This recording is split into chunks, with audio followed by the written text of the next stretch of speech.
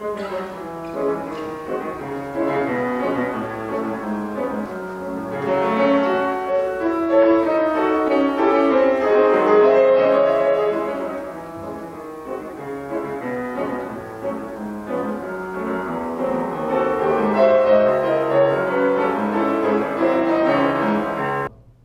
nós temos a honra, grande satisfação de ter presente aqui, como a nossa nova entrevistada, uma amiga antiga, né? Porque eu conheço desde mocinha, acho que nos iniciozinhos da carreira, né?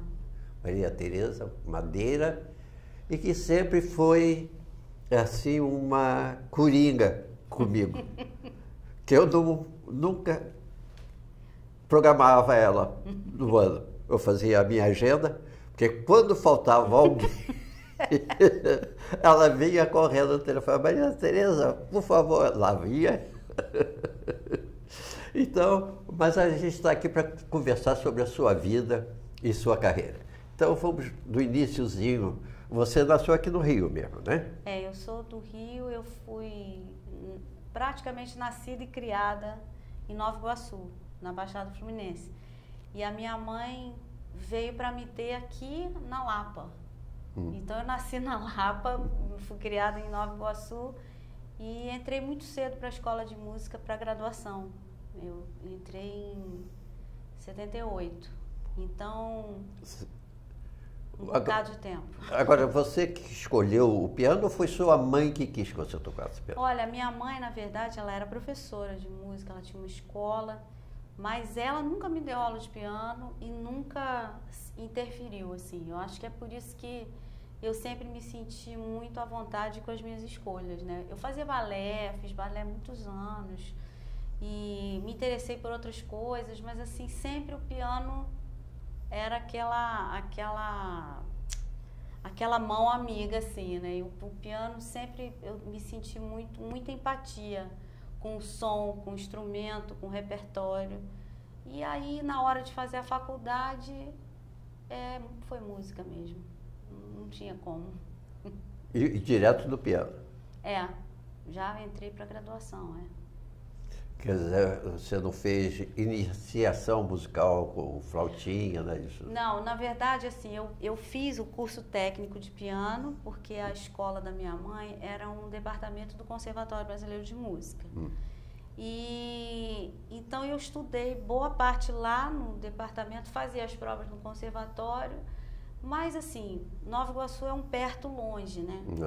Por causa por ser perto, poucos quilômetros, o eixo cultural, assim, o centro cultural ainda é muito concentrado até hoje, né? No centro do Rio de Janeiro e nas redondezas. Agora, assim, agora que as próprias cidades estão tentando ter seu próprio núcleo cultural, mas a minha mãe teve essa escola quase durante 50 anos e ela formou muita gente lá. E você estudou na escola com quem? Eu estudei, minha primeira professora foi a dona Odete Gomes de Souza, na academia da minha mãe. Depois eu tive mais aulas com a dona Sofia Vieira de Freitas, que era do conservatório, mais aulas particulares. Aí quando eu entrei para a escola de música, eu estudei com a dona Ana Carolina Pereira da Silva, depois com o Heitor Alimonda, aí depois Miguel Proença, depois eu fiz cursos assim de verão, cursos em Campos Jordão, fiz várias oficinas e tive mais aulas com a Miriam Dausberg também e estudei fora nos Estados Unidos, né? Então fui, assim, tive poucos professores na verdade, mas muito significativos. Você acha poucos? Poucos, porque pianista às vezes roda. Eu tive os professores certos na hora certa. Mas nos Estados Unidos você foi com bolsa de estudo? Eu fui com bolsa da Vitae, Fundação Vitae, que era de São Paulo e que eu ganhei para fazer o mestrado lá. E fiquei 3 anos, comecei a fazer o doutorado, mas aí depois eu perdi meu pai. Minha mãe estava se tratando, estava doente, então eu voltei, que eu sou filha única, né? Eu voltei e não terminei o doutorado lá, mas terminei o mestrado. E agora, então, como professora da Unirio, eu, Tá fazendo se Deus seu mestrado. quiser, estou terminando o doutorado esse ano. E o assunto é nossa querida Carolina Cardoso de Menezes. Mas o seu início foi todo clássico, né? Foi. Mas eu sempre gostei de carnaval, sempre gostei de samba, sempre tive assim um contato grande com música popular. Então, eu acho que esse repertório que eu acabei me apaixonando, pelo repertório limítrofe, assim, Nazaré, Chiquinha, Mignone também, e coisas de música popular, de choro, eu encontrei nesse repertório aquela veia que eu nasci gostando daquilo. E obviamente, sem abandonar os clássicos, porque a base vem toda desse conjunto, né? E aí você começou a dar seus recitais desde menina ainda? Sim, eu comecei a fazer aqueles exercícios públicos que tinham na escola de música, isso com 17. Antes disso, eu comecei a fazer uns concursos de piano regionais, assim, né? E aos poucos fui me inteirando, mas o que eu acho que me impulsionou muito na época da escola de música foi a música de câmara, que eu conheci boa parte dos meus colegas que tocam comigo até hoje. Paulo Sérgio Santos, o Felipe Doyle, vários deles estudavam, né, na escola. Zé Botelho. O Botelho, ele fala, nossa, eu conheci a Tereza, tão menina. Devô, quer dizer, eu nunca pensei que, quando eu olhava para eles assim, eu fui ver um concerto, me lembro disso, que era o Miguel Proença e o José Botelho tocando na sala Cecília Meirelles, a sonata de Brahms. Aí eu achei aquilo lindo, maravilhoso. Aí depois eu falei, meu Deus, é muito gratificante, né? Eu agora fiz uma turnê com o Botelho ano passado, então é muito bom, é muito bom. Graças a esses músicos também de outros instrumentos, eu aprendi muito.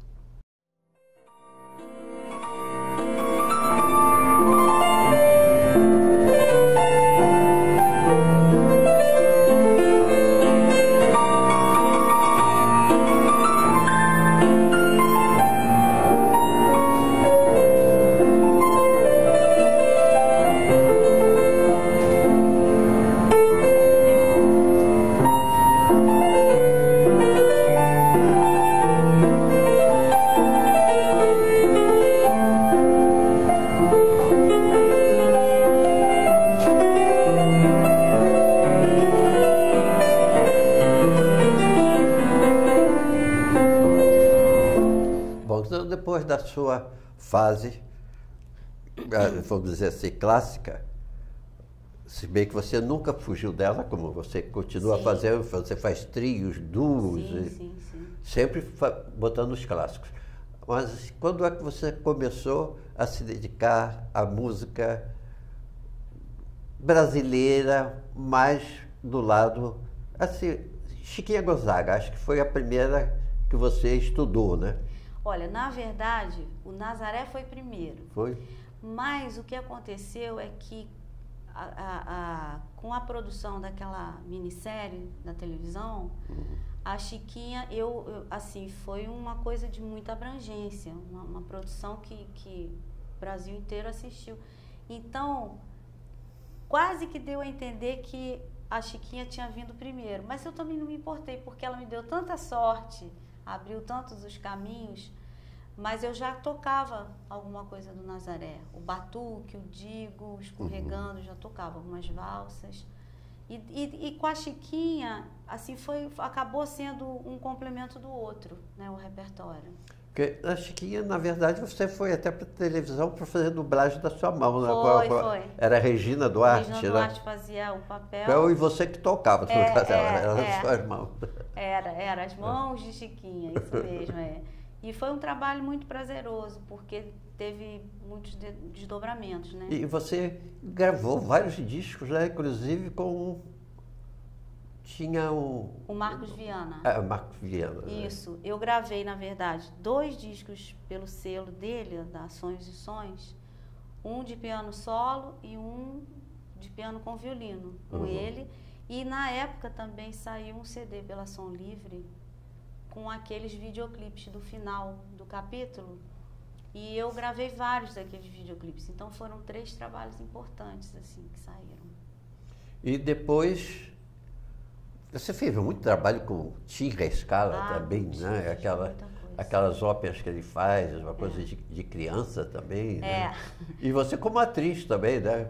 Mas o que eu falo para o Tim, falei que ele, na verdade, ele escreve muito bem e ele também dirige muito bem. Então ele já faz a obra com uma roupagem cênica que ele mesmo dirige. Então a gente se envolve tanto com aquilo ali que eu já falei. A gente perde um pouco a noção e acaba virando a atriz, entre aspas, né? Mas também muito, muito bom o trabalho dele. Agora vamos falar de uma grande amiga nossa também, que infelizmente já se foi, que é a Carolina Cardoso de Medeiros. Sim, né? A Carolina, eu tinha ouvido falar nela já muitos anos atrás. E aí eu conheci a Carolina pessoalmente a primeira vez quando o Luiz Antônio de Almeida doou o piano do Ernesto Nazaré no MIS, na Praça 15. E o Jorge Roberto Martins, que era o presidente na época, ele fez um evento que você estava lá, não estava lá? Devia estar. Com certeza você estava. Porque eu tenho uma foto lá que dá para ver o Edino Krieger, dá para ver você de longe, que é a Carolina tocou, a Maria Alice Saraiva tocou e eu toquei um pouco também. Então eu fiquei maravilhada, foi a primeira vez que eu a vi tocar. E dali a gente começou a travar uma amizade e eu comecei a pesquisar as coisas dela. E até hoje. E ela tem muitas gravações, né? Carolina tem uma infinidade de 78, que eu passei tudo para CD para poder estudar. Depois ela gravou aquele LP lindo com o Fafá Lemos. Tem o CD dela que chama Preludiando. E tem um CD lindo que foi gravado no MIS de São Paulo, que ela faz algumas faixas. O Dick Farney faz uma, o Luiz Essa faz outra, que era assim meio que um piano brasileiro, nas mãos de diferentes pessoas, diferentes pianistas, gravado ao vivo no MIS de São Paulo. Então, e fora assim, os depoimentos que ela deixou, e uma história, a história da rádio, né, que ela carimbou assim, em primeira mão, assim. Anos e anos de Rádio Nacional, né? Muitos anos. Agora você está fazendo a sua tese sobre a obra dela, né? Sobre ela. Eu estou assim formatando uma biografia extensa, porque eu acho que a contribuição dela no piano brasileiro, na rádio, no repertório, como compositora também, ela era uma excelente compositora. Teve músicas de sucesso cantadas por vários cantores, Emilinha Borba, Mário Reis, Francisco Alves, Orlando Silva, uma infinidade, Zezé Gonzaga, todos eles gravaram músicas dela. Então ela foi uma figura muito importante. Fora que o piano dela era excepcionalmente bem feito, né? Você conheceu, né, Laura? Muito, né? Muito. Mas não, coitadinha, foi o grande recital dela, o último, né, foi comigo. Foi lá na Rádio MEC, que eu estava presente. E foram 2 horas, o programa era de 1 hora só, para ver.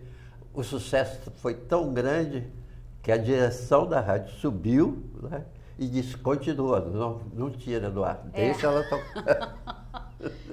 Foi um dia histórico, assim. E todo mundo sentado no chão, cantando junto, foi... E super lotado. E foi uma coisa tão impressionante que a gente via os próprios funcionários da rádio fugindo para assistir ali aquele momento, para não perder aquele momento histórico, né? E ela inaugurou o piano, né? Foi muito, muito bom, muito bom, muito bom. Agora, fora esses seus estudos, primeiro, Chiquinha, Nazaré, mas você estudou muitos outros compositores também. Muitos, porque a primeira vez que eu toquei numa Bienal de música contemporânea, que também foi uma grande escola para mim, foi o Ricardo Takuchan que me convidou em 1983. Então, tem muitos anos. E aí eu toquei Gilberto Mendes, Bruno Kiefer, Roberto Vitório, e assim comecei a tocar. Edino Krieger foi quando eu conheci o Edino também, 83. Então, eu tive muitas oportunidades, assim, muita gente confiou em mim também, né, para estrear muitas obras. Então, música brasileira, por exemplo, Ronaldo Miranda, né, toquei muita coisa dele, ainda toco, Santoro, e por aí vai. Eu assim, acho que acabou sendo uma causa na minha vida. Para facilitar, vamos ver as suas gravações. Você tem mais de... Bom, só de Nazaré agora... Foram 215 músicas de Nazaré que você gravou, né? 12 CDs. Acho que vai entrar no Guinness. Acho que sim.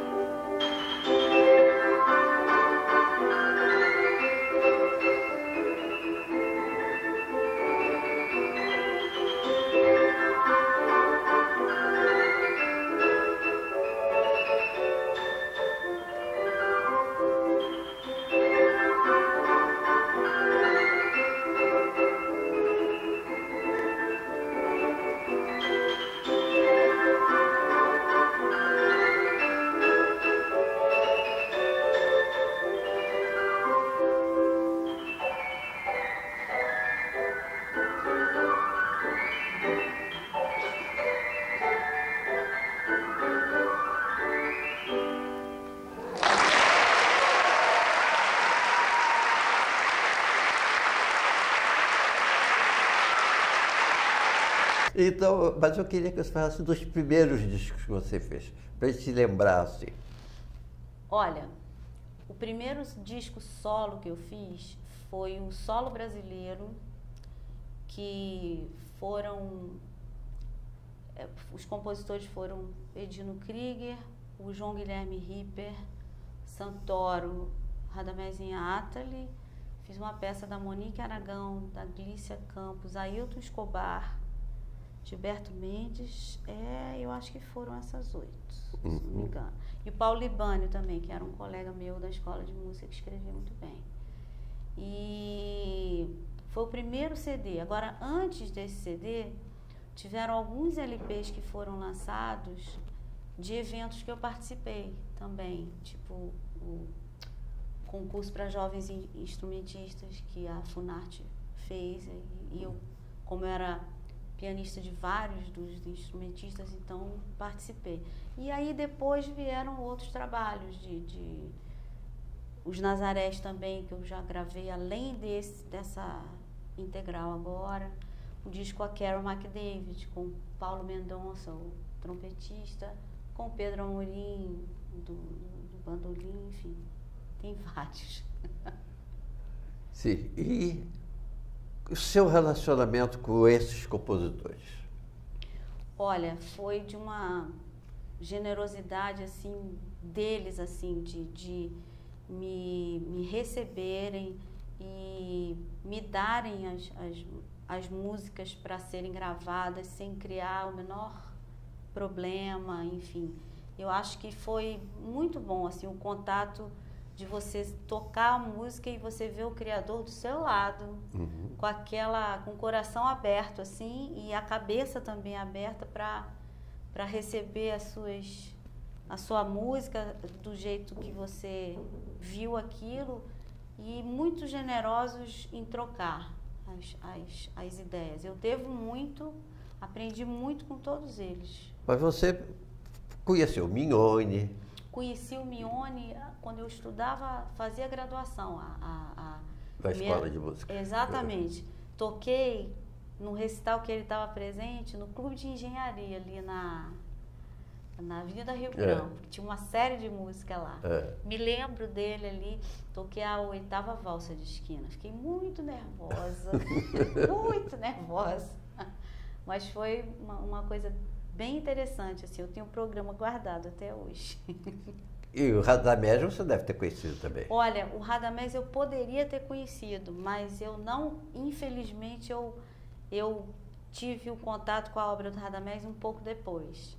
Mas depois também que ele morreu, calhou de eu ter ido morar nos Estados Unidos, fiquei 3 anos lá, e quando eu voltei surgiram projetos com a obra do Radamés, e eu fui convidada a fazer. Então, quer dizer, eu conheci ele depois, e é uma das coisas que eu sinto profundamente, não ter conhecido o Radamés pessoalmente. E o Santoro, você conheceu? O Santoro eu conheci muito assim de longe, assim como conheci o Guerra Peixe, mas eu cheguei a ver os dois regendo, e o Guerra Peixe, eu fui num dos aniversários dele, porque eu estava fazendo um projeto que a Cirlei de Holanda, a compositora, fazia junto com o Guerra Peixe, logo na inauguração do Centro Cultural do Banco do Brasil no Rio. Então, eu me lembro de ter ido no aniversário do Guerra Peixe, assim, que tinha um grupo de gafieira que ele levou para comemorar num restaurante. Fora isso, você conhece Ailton Escobar, o Ronaldo Miranda, o Ripper, né, que é um gestor também fantástico, e outros compositores mais jovens, assim, que tem feito uma carreira assim promissora, né? Coisas que eu toco nas bienais. O Roberto Vitório, conheci muito jovem ele, né? Ele é mais ou menos da minha geração. Então, isso é uma Edino, Marlos Nobre, Takuchian. Ricardo Takuchian foi meu professor na escola de música. Enfim, muita gente boa. Graças. Graças. E dos seus parceiros na música? Bom, eu sempre digo assim que o pianista, quando faz música de câmara e pega bons parceiros, a imaginação dele, sabe, dá um upgrade, assim, Parece. Por conta da sonoridade. Por exemplo, tocar com o José Botelho é uma bênção, porque o som que ele tira para tocar com ele, você tem que caprichar para poder mesclar com aquele clarinete afinadíssimo e maravilhosamente bem tocado. Paulo Sérgio Santos foi um colega da época de escola de música, que a gente fez muita coisa juntos também. Aloysio Fagerland, muitos anos tocando com ele. Ricardo Rapopó, que agora mora na França, né? Que foi o Devô também, o Noel Devô. Nossa, como aprendi com o Devô. E tantos outros, né? Tantos outros. Agora eu queria que você falasse do lado acadêmico, que você agora dá aulas, né? Isso. A partir de quando você começou a dar aulas? Bom, eu comecei a dar aula no conservatório logo depois que eu voltei dos Estados Unidos. Foi no início dos anos 90. E Cecília Conde me chamou e foi uma experiência muito boa para mim. Eu fiquei 10 anos lá, dando aula no curso da graduação. E aí depois eu fui para a Unirio. Eu entrei para a Unirio, fiz um concurso e gosto muito lá de trabalhar na Unirio. Eu acho que esse ambiente acadêmico eu demorei a entrar, mas eu me senti muito bem recebida lá. E dá para se fazer um trabalho muito bom quando você tem esse ambiente receptivo como eu tenho lá na Unirio, colegas maravilhosos. E os alunos? Os alunos são ótimos, porque eu acho que eles, como a gente tem muita disputa de horário, então quando eles vão ter a aula, eles têm muito cuidado com aquilo, porque, né, uma aula num ambiente universitário onde você não paga um centavo, quer dizer, não diretamente, né? Que todos nós pagamos indiretamente, mas eu acho que isso também é uma questão da gente educar os alunos de que eles têm uma oportunidade muito grande ali. Mas você tem visto muitos talentos? Vejo. Eu acho que o Brasil tem uma verve musical, sempre teve, mas eu vejo que provavelmente de uns 10 anos para cá, eu sinto que o jovem músico, ele está muito interessado em abrir os caminhos do próprio trabalho dele. Por exemplo, eu vejo uma coisa que na minha época de faculdade era mais difícil ver. Por exemplo, a pessoa fazendo música popular bem e música erudita bem. Porque essa divisão começou a ficar meio mesclada. Talvez até por conta do mercado de trabalho ser acirrado, isso acabou dando, além de uma competitividade grande, fez as pessoas também terem uma formação, obviamente, para quem quer e para quem tem talento para fazer as duas coisas ao mesmo tempo, mas sem aquele preconceito que muitas vezes eu ouvia. Então, acho que isso é uma coisa bem interessante. Você vê, por exemplo, um pianista, tenho vários assim, que tocam por partitura muito bem e sabem pegar uma cifra e sair improvisando. Tocam choro bem ou tocam aqueles standards de jazz. Isso eu acho que é uma coisa muito, muito boa. É um upgrade na carreira deles.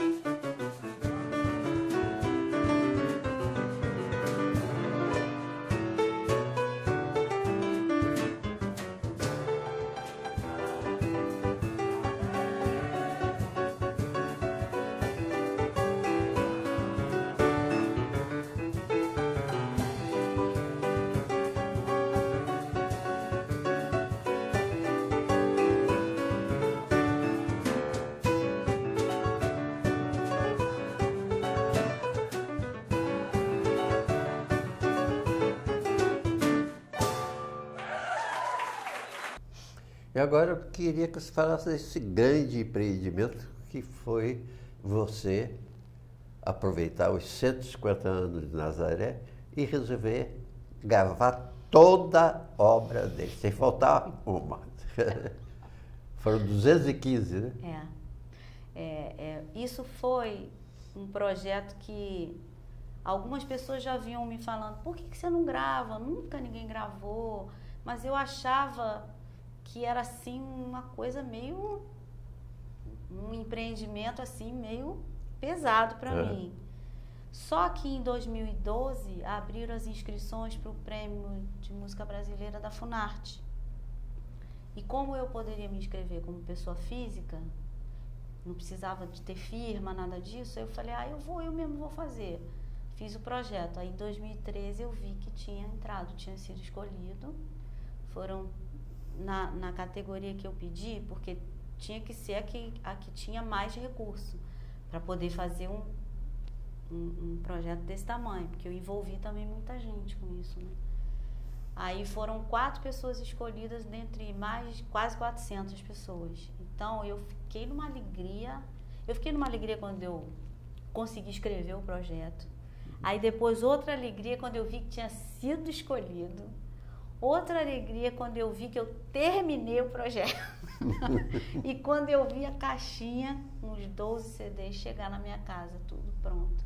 Então foi um empreendimento pessoal, assim, eu tive muitos parceiros, muitas pessoas que me ajudaram e eu tive que ser muito organizada, viu, Laura? Para ter uma rotina de gravação, né, que funcionasse. Tinha que ter o método, né, para você. Tinha. Foi uma coisa assim que eu peguei um caderno, anotava tudo que eu tinha estudado dia por dia, o que precisava ser mais estudado, o que já estava pronto, o que já estava mais ou menos e o que eu poderia gravar. Semanalmente eu fazia aquilo, durante 14 meses eu fiz isso. E depois é muito variada a obra dele. O pessoal lembra dele só como choro, o antigo tango brasileiro, né? Mas ele compôs muito clássicos, né? Você gravou todos eles, né? Improviso, noturno, polonese. Foi. E algumas coisas que, por exemplo, tem uma peça linda que chama Mágoas, que ele chama de meditação. Ele tem vários hinos que ele fez por encomenda para várias escolas, para a cidade do Rio de Janeiro. Então, tudo isso... Até Foxtrot. Foxtrot, ele deve ter... Eu acho que ele tem uma meia dúzia. E todos bons, né? Todos interessantes. E fora as valsas, né? Que são também diferentes entre si, né? Então, eu tive que me organizar. O que eu ia gravar primeiro... Mas, assim, eu tinha 2 coisas. Primeiro, que eu não queria gravar as que eu já tinha tocado. Justamente para ter um distanciamento daquele repertório que eu já fazia dele. E gravar depois que eu tinha entrado por um outro caminho. Porque uma integral é uma integral, né? Você mergulha profundamente naquilo ali. Mas foi bom demais. Sabe que eu tenho saudade daquela rotina? Não espalha não, mas eu tenho. Foi muito bom, muito. Mas agora você está empenhado também na tese com a Carolina, deve ser um trabalho gigantesco também, né?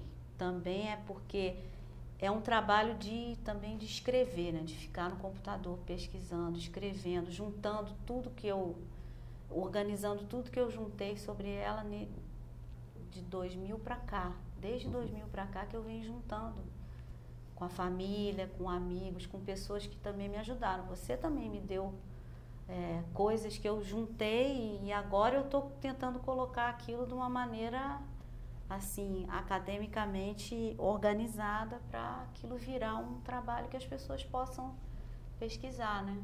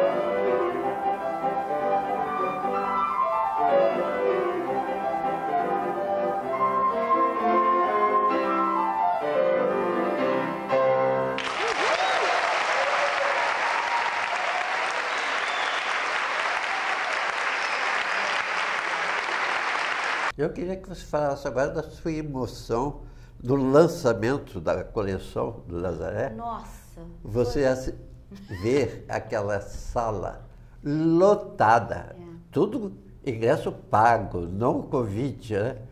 Abarrotada daquele jeito. Você deve ter ficado muito entusiasmada, né? Eu fiquei numa alegria e é engraçado que até hoje eu tô numa alegria desde aquele concerto, que eu sou uma pessoa bem-humorada, eu gosto, né? Eu gosto da minha vida, da minha rotina, eu sou bem tranquila, mas eu vou te falar, do concerto para cá eu fiquei muito mais, não tem nada que tire meu bom humor.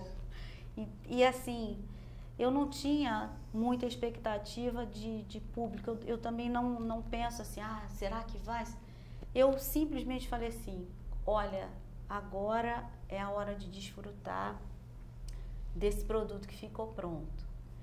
Quem vier aqui, eu vou gostar, eu vou curtir, eu vou tocar com muita alegria. Mas quando eu entrei, porque agora na Sala Cecília Meirelles não tem mais aquele...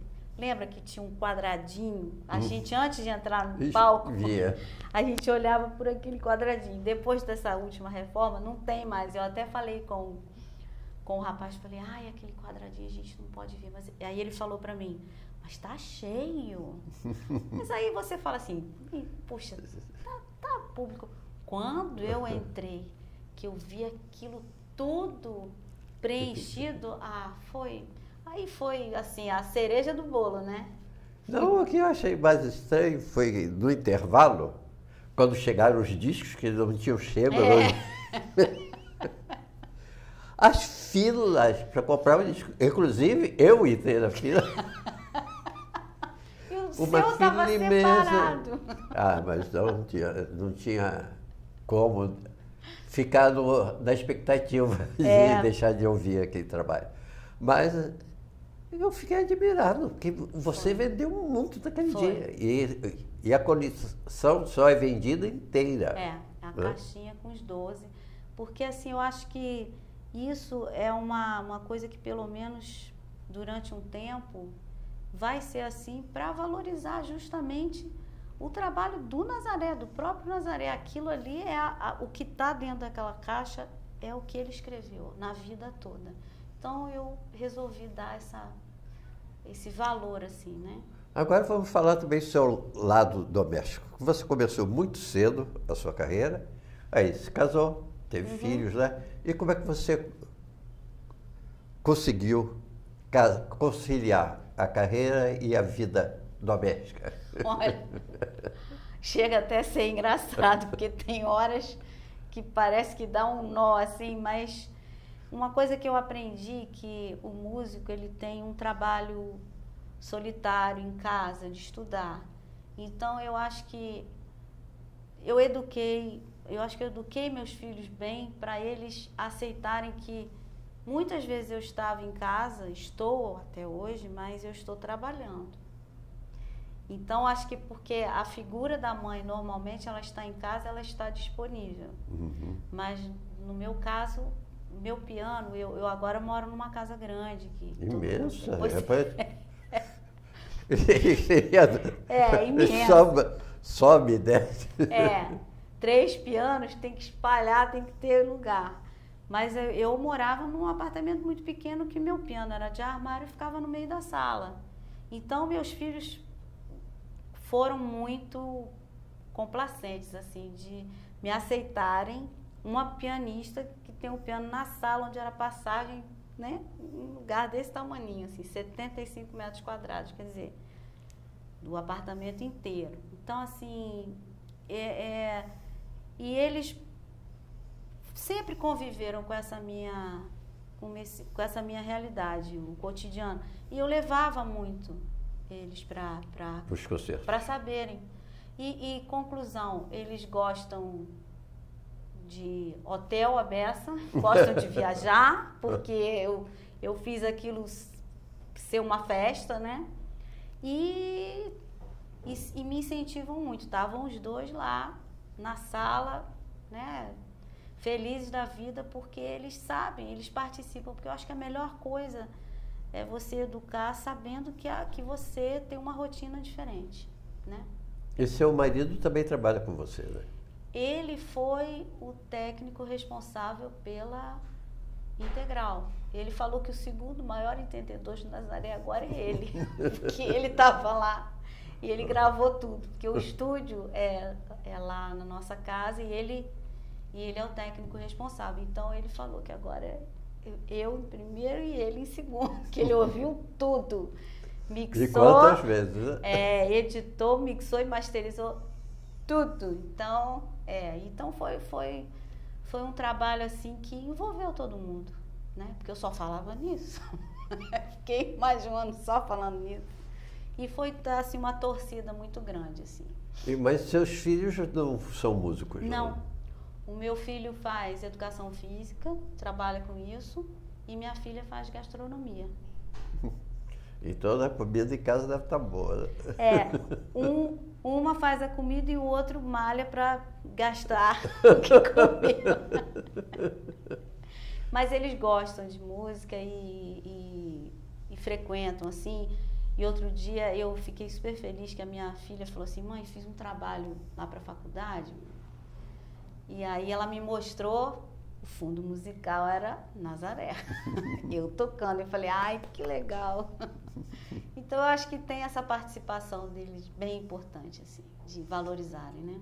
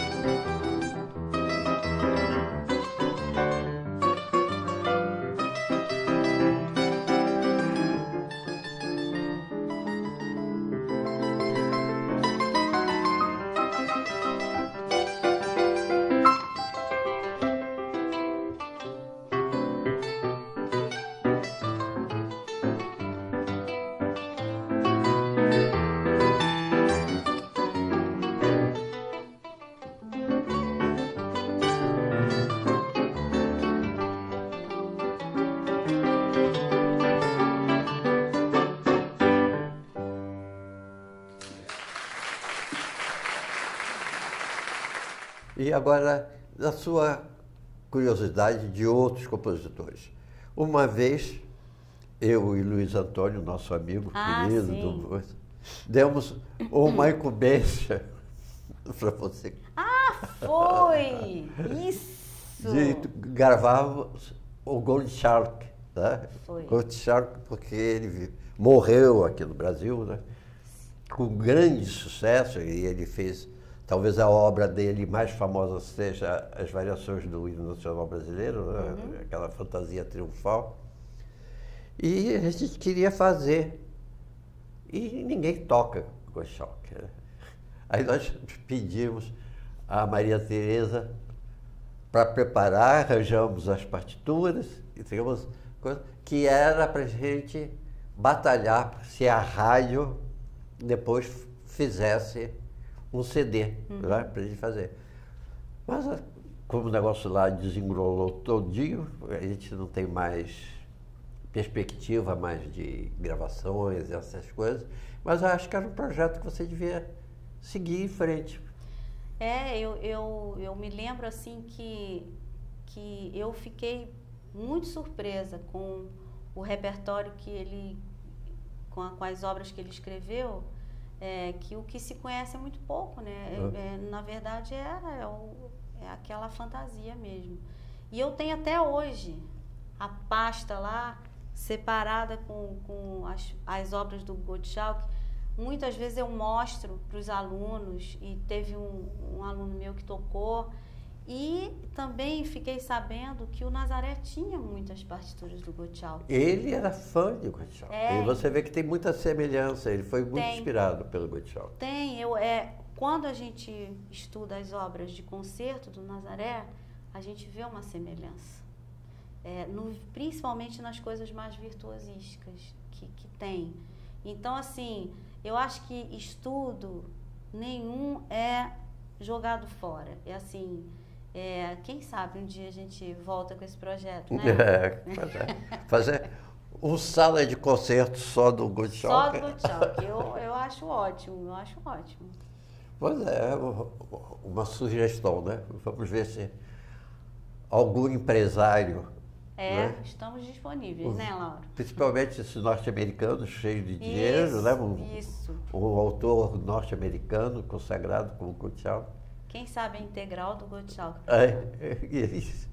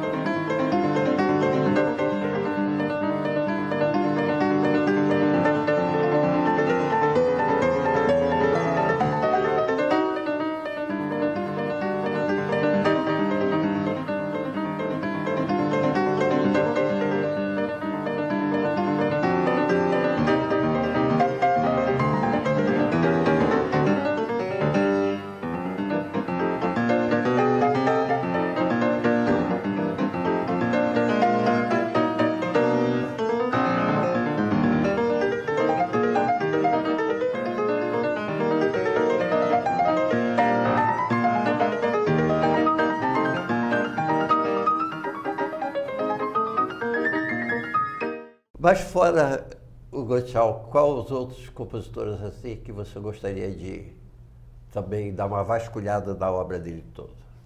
Eu queria investigar mais a obra do Radamés também, porque eu acho que o Radamés também, o Radamés em Atali, ele tem sido gravado, mas ainda tem muita coisa que, por exemplo, como aqueles arranjos para 2 pianos que ele fez das dobras do Nazaré, agora que foram digitalizados, agora que está disponível. Eu acho que tem muita coisa do Radamés ainda que os concertos principalmente, né? Então eu tenho vontade de pesquisar um pouco mais. E um que eu adoro a obra dele, mas que ele não escreveu nada para piano, mas que eu toco algumas coisas dele, é o Jacó do Bandolim.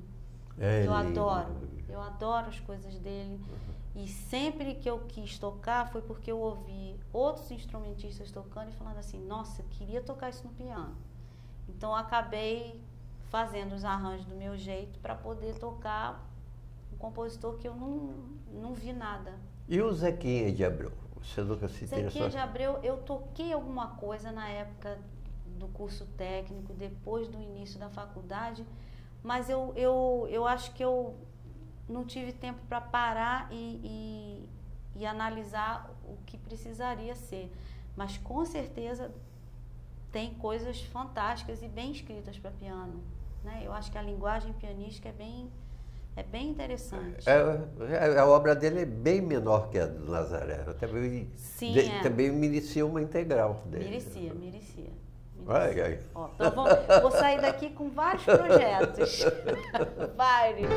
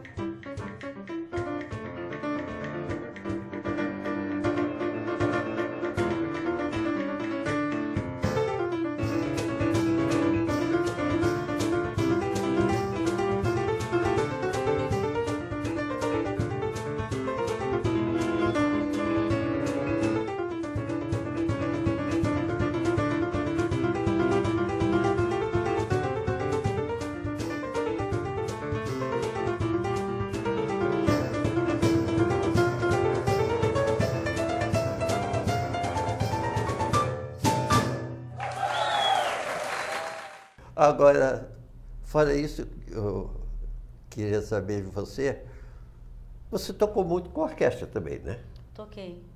Fiz várias coisas bem diferentes, assim.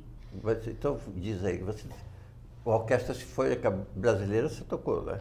Toquei com a Sinfônica Brasileira, eu fiz aquelas variações do Lourenço Fernandes, fiz o Concertino do Ronaldo Miranda, com a UF, a Sinfônica Nacional da UF, eu fiz o Concerto do Ronaldo Miranda. Em Brasília eu fiz aquele samba em 3 andamentos do Radamés, em Atali. Em Cuiabá também, na orquestra de lá, fiz. Na Bahia fiz a Rhapsody in Blue. E aqui no Rio também eu fiz. E fiz também em Córdoba. Engraçado, às vezes eu viajo nem sempre para tocar música brasileira. E uma das vezes foi para fazer a Rhapsody in Blue, lá em Córdoba. E fiz o concerto de Mozart também, fiz o terceiro de Beethoven, concerto de Bach com a Petrobras Sinfônica. Enfim, Lauro. O Frank Martin, que é uma peça que não é muito conhecida para flauta e piano, mas fiz com orquestra de cordas. E aquela fantasia do Beethoven, no início da história da orquestra Petrobras com o Armando Prazeres. Então, bastante coisa. Concerto de Haydn também. Liszt. Sua carreira é bem... Liszt também. Primeiro de Liszt. Pronto. Vai ficar lembrando assim. Adoro. Eu também amo aquele concerto. É muito divertido. Depois que a gente passa o sufoco de estudá-lo, a gente se diverte com ele. Como qualquer Liszt, assim. Para você ver que você é bem eclética, né? Você tanto vai para o clássico como o popular e com a mesma vontade, com o mesmo empenho, né? Eu acho que o importante é você ter capricho, né? De fazer a coisa o melhor que você pode fazer. Talvez não seja o melhor de todos, mas o que eu posso fazer, eu te garanto que eu tento fazer o melhor que eu consigo. Sinceramente.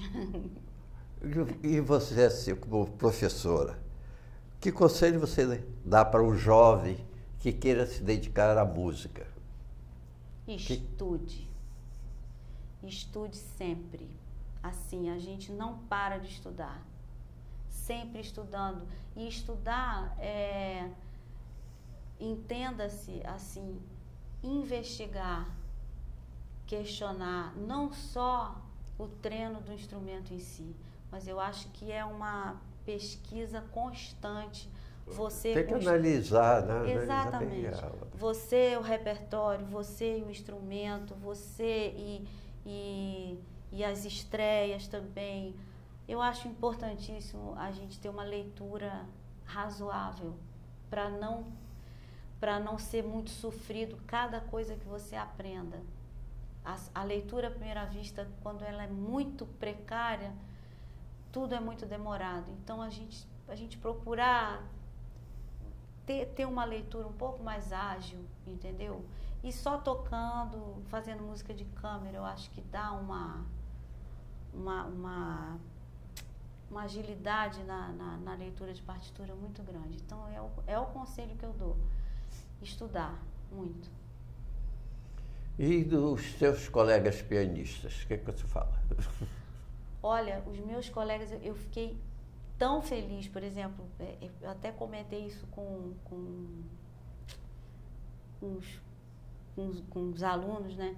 Eu fiquei muito feliz de ver colegas pianistas lá na estreia e as pessoas torcendo e as pessoas compartilhando, né, da alegria. Eu acho que eu tenho colegas pianistas que são professores, bons pianistas, bons colegas. Então a gente tem vários, né?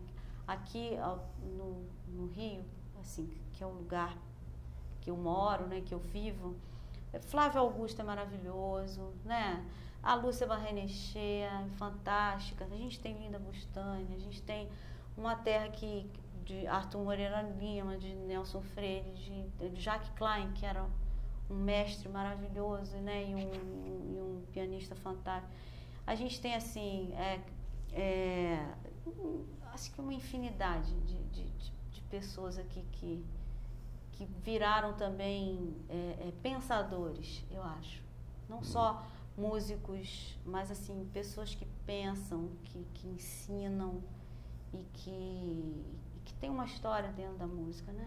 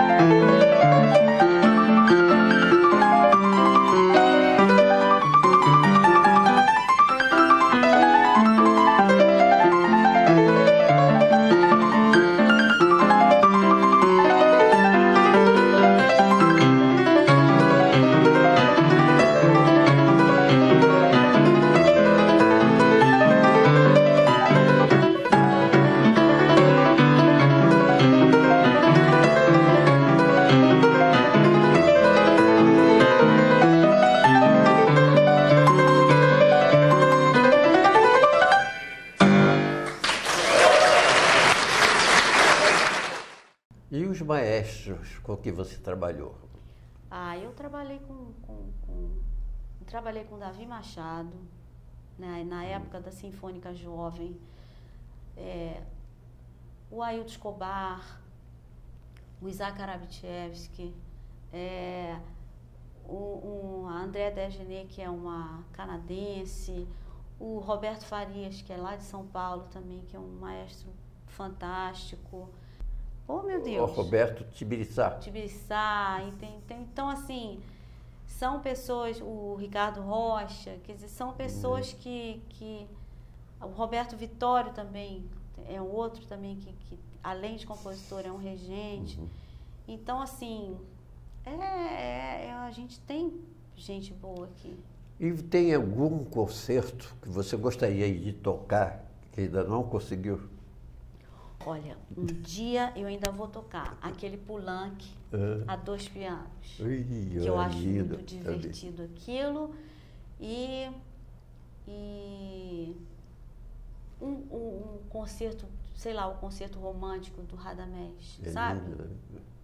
Que eu acho muito, muito interessante. E uma vez eu vi, eu ouvi o 5º concerto do Villa-Lobos, que eu gostei muito também.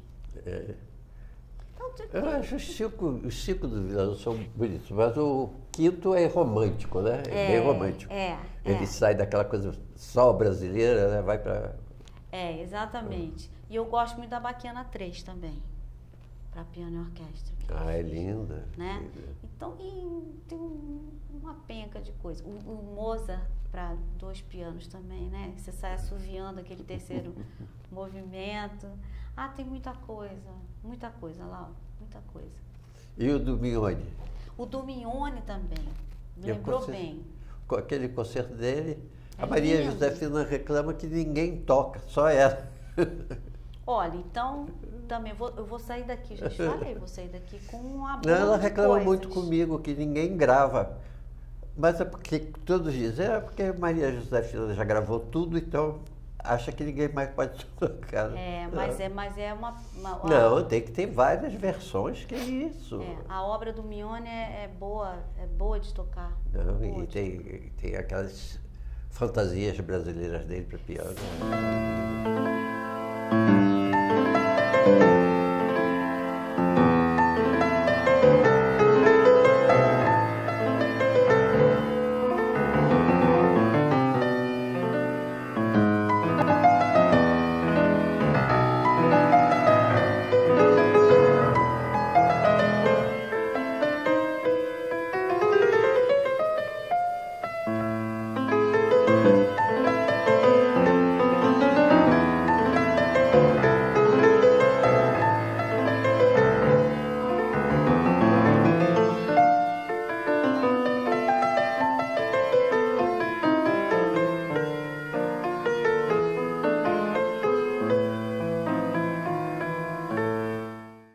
Tem uma peça também do Edino, que eu acho que que eu vi a partitura, eu achei super interessante, também fiquei com vontade de fazer.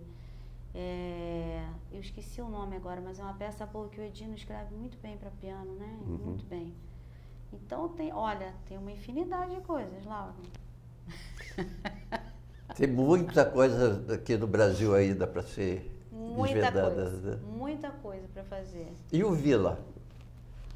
Olha, Vila Lobos, eu gravei aquela fantasia, né, para piano, fagote e clarineta, que foi muito bom num projeto que o Quinteto Vila Lobos gravou a obra integral para sopros. Uhum. Então eu fiz eu já tinha tocado isso. Eu sei, mas a obra dele para piano solo, você a obra dele para piano é uma descoberta a cada instante, né? Uhum.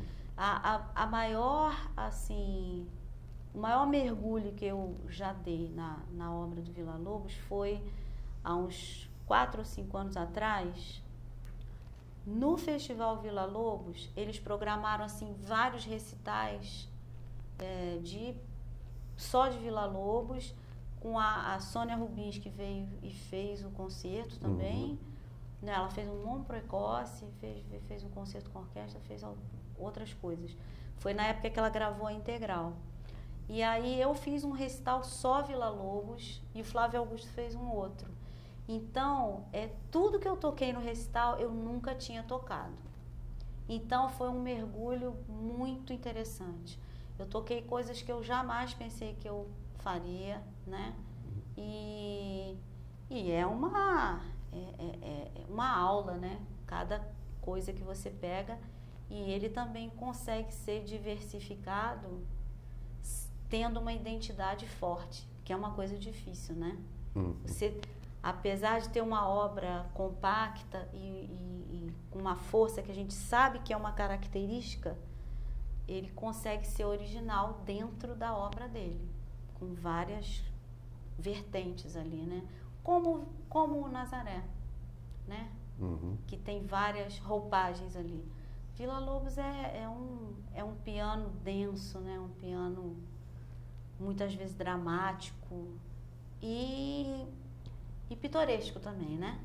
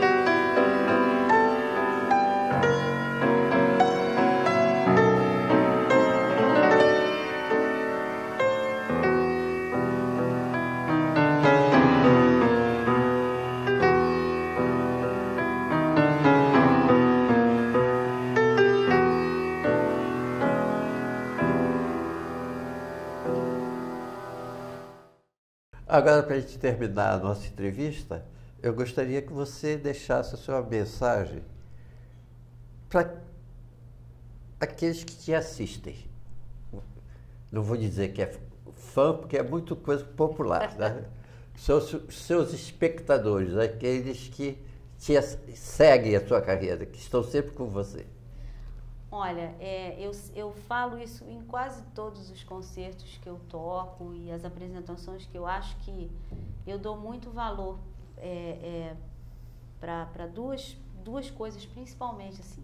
Primeiro, a pessoa que sai da casa dela e vai até uma sala de concerto para ver alguém tocar, fazer música ao vivo. Eu assim, sem demagogia nenhuma, eu tiro meu chapéu para quem faz isso, porque eu acho que é um respeito e é um valor que inestimável, que preço de ingresso nenhum paga o trabalho que você vê, aquele carinho da pessoa, deixar sua casa num mundo que está muito conturbado e a pessoa sai de casa, ela se arruma para aquilo, ela faz daquilo um evento para estar ali para te ver tocar, né? Sendo que cada apresentação que você faz, você só vai saber se vai ser boa ou ruim na hora, porque como é feita, música feita ao vivo, tudo pode acontecer, né?